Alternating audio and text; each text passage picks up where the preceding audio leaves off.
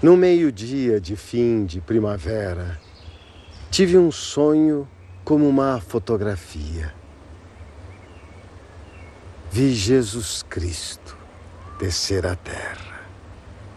Veio pela encosta de um monte, tornado outra vez menino, a correr e a rolar-se pela erva, e a arrancar flores para as deitar fora, e a rir de modo a ouvir-se de longe. Tinha fugido do céu. Era nosso demais para fingir de segunda pessoa da Trindade. Hoje, vive na minha aldeia comigo. É uma criança bonita, de riso e natural, limpa o nariz ao braço direito, chapinha nas poças de água. Colhe as flores e gosta delas e esquece-as. Atira pedras aos burros, rouba a fruta dos pomares e foge a chorar e a gritar dos cães. E porque sabe que elas não gostam e que toda a gente acha graça, corre atrás das raparigas que vão em ranchos pelas estradas, com as bilhas às cabeças e levanta-lhes as saias. A mim, ensinou-me tudo. Ensinou-me a olhar para as coisas. Aponta-me todas as coisas que há nas flores. Mostra-me como as pedras são engraçadas quando a gente as tem na mão e olha devagar para elas. Ele mora comigo na minha casa, a meio do outeiro. Ele é a eterna criança, o Deus que faltava. Ele é o humano que é natural. Ele é o divino que sorri e que brinca. E por isso é que eu sei com toda certeza que ele é o menino Jesus verdadeiro.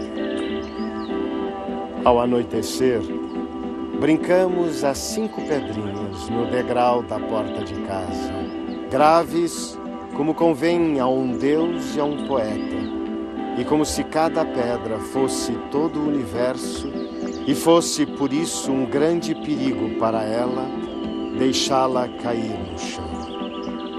Ele dorme dentro da minha alma e às vezes acorda de noite e brinca com os meus sonhos, vira uns de pernas para o ar, põe uns em cima dos outros e bate palmas sozinho.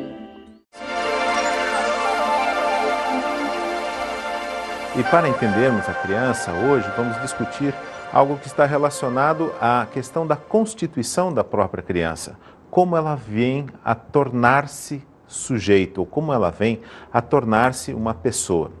Isso é muito importante porque isso tem uma relação intrínseca com aquilo que nós fazemos no dia a dia, no momento em que planejamos a nossa aula e temos que trabalhar com a criança em sala de aula.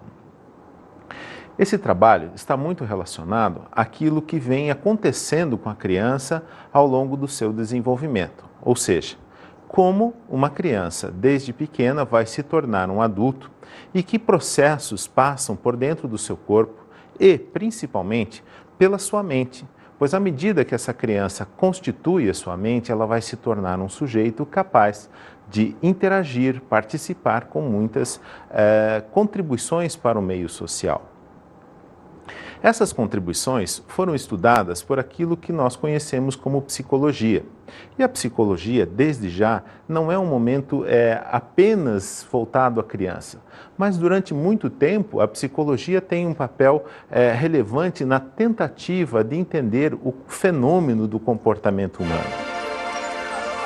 Esse fenômeno surgiu como consequência da grande efervescência teórica que houve no começo do século XIX e passagem para o século XX, ou seja, entre os períodos de 1800, 1900 e chegando até os dias de hoje.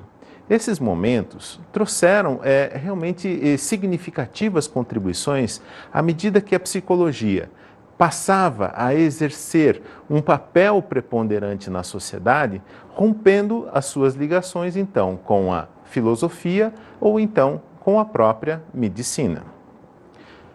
Assim sendo, a psicologia surgia exatamente no momento em que as correntes da filosofia se preocupavam grandemente com aquilo que viria a ser a capacidade mental, ou seja, a capacidade de levar o sujeito a fenômenos elaborados do seu pensamento, e ao mesmo tempo a medicina que procurava estudar o impacto que o próprio corpo teria na formação da mente humana. Essa disputa entre filosofia e medicina abria mão para que a ciência pensasse os fenômenos da consciência e da atividade humana de uma maneira muito peculiar.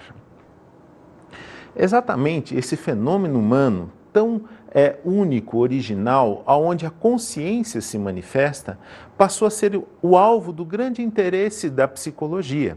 E o grande dilema desse momento era transformar essa psicologia dentro de parâmetros especificamente científicos. E essa ideia de cientificidade da psicologia fez então com que ela criasse diferentes linhas e diferentes formas de observar o sujeito e de poder trabalhar com ele. Assim, entre o período de 1800 e o período de 1850, principalmente na região da Europa, começou a se buscar um método eficiente, uma forma eficiente e que tornasse a psicologia um estudo científico. Como poderíamos levar em conta esse fenômeno humano tão complexo, cheio de subjetividade, ou seja, cheio de múltiplos fazeres individuais de cada sujeito, em algo